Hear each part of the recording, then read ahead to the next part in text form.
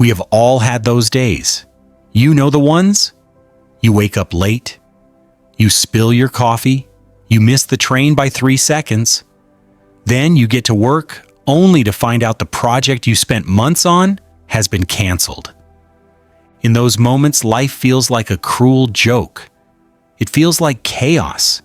It feels like the universe is either indifferent to your pain or worse, actively plotting against you. We look at the pieces of our shattered plans and we think, this is a mistake. This shouldn't be happening. But what if we told you that the concept of randomness is just an illusion?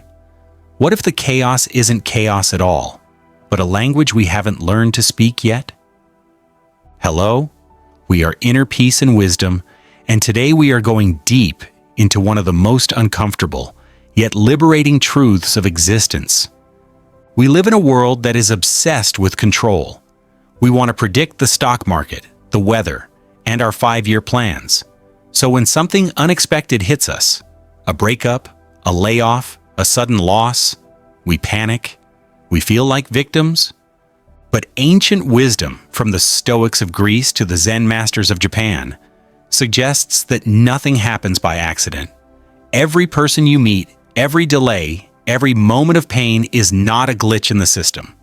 It is a coordinate. Today we want to help you read those coordinates. We are going to explore how to stop fighting reality and start decoding it. If you are ready to see the order behind the chaos, hit that like button to help this message reach others who are lost in the noise. Let's dive in. Let's start with a bit of science before we get to the spiritual side. There is a part of your brain called the Reticular Activating System, or RAS. It is a filter. Without it, you would go crazy processing millions of bits of data every second. Your RAS shows you what you believe is important. If you believe the world is chaotic and hostile, your brain will literally blind you to opportunities and only show you threats. This confirms what Buddhist philosophy has said for centuries. The world is a mirror. We often think we are observing reality, but we are actually projecting our internal state onto it. Think about a traffic jam. For one person, it is a tragedy.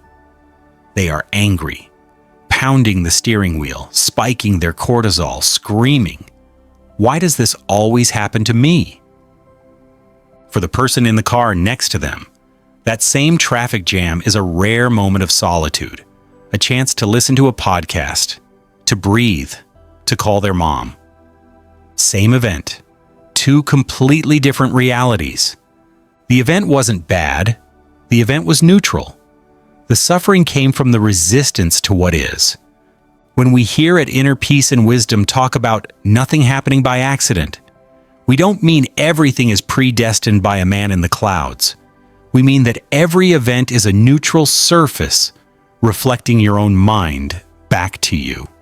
And that reflection, that is your greatest teacher. When we hit a wall in life, our default setting is to play the victim. The question we all ask is, why?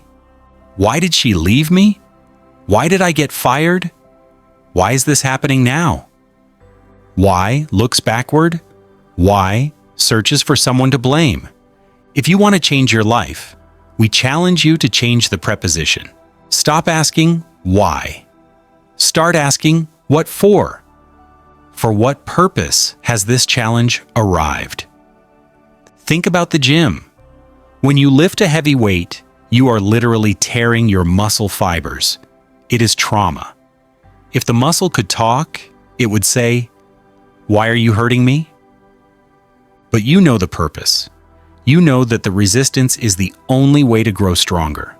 Life is no different. That difficult boss? He is not a punishment. He is resistance training for your patience. That financial crisis? It is resistance training for your resourcefulness. When you view the world this way, you stop being a victim. You become a student. And a student is never helpless. To understand this deeply, we have to look at the concept of good luck and bad luck. There is a famous Taoist story that perfectly illustrates this. There was an old farmer who had a horse. One day the horse ran away. The neighbors came by and said, "What terrible luck!" The farmer simply replied, "Maybe." The next day the horse returned, bringing with it 3 wild horses. The neighbors exclaimed, "What amazing luck!" The farmer replied, "Maybe." The next day the farmer's son tried to ride one of the wild horses, was thrown off and broke his leg. The neighbors cried, "What terrible luck!" The farmer replied, "Maybe." A week later, the army came to the village to draft young men for service. They saw the son's broken leg and passed him by. The neighbors said, "Well, you get the point." We love this story because it exposes our arrogance. We think we know what is good for us and what is bad for us. But we only see one scene of the movie. We don't know the ending. That job you lost, maybe it saved you from a career that would have made you miserable for 20 years. That relationship that ended, maybe it was clearing space for the person you were actually meant to be with. When we accept that we don't see the full picture, we can relax. We don't have to label everything immediately. We can just say, maybe, and keep moving. Now let's talk about the people in your life. We believe that no one enters your life by accident. Everyone is a messenger. Some people are there to love you and support you. They are the rest stops on your journey. But others are there to trigger you, and they are just as important.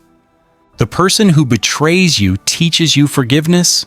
The person who ignores you teaches you self-reliance. If you keep meeting the same type of toxic person over and over, it isn't bad luck. It is a pattern. It is the universe screaming at you. You haven't learned this lesson yet. Until you learn the lesson, the teacher will stay in the room. This brings us to how the universe communicates. It is rarely a burning bush. It is usually a whisper. It starts as a feeling, a subtle intuition that you are on the wrong path.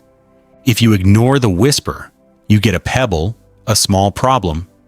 Ignore the pebble, you get a brick. Ignore the brick, and eventually, the whole wall comes down. Many of us wait for the wall to collapse, the burnout, the divorce, the crisis, before we pay attention. But if we learn to live with awareness, if we learn to trust that nothing is accidental, we can hear the whispers. We can adjust our course before the crash.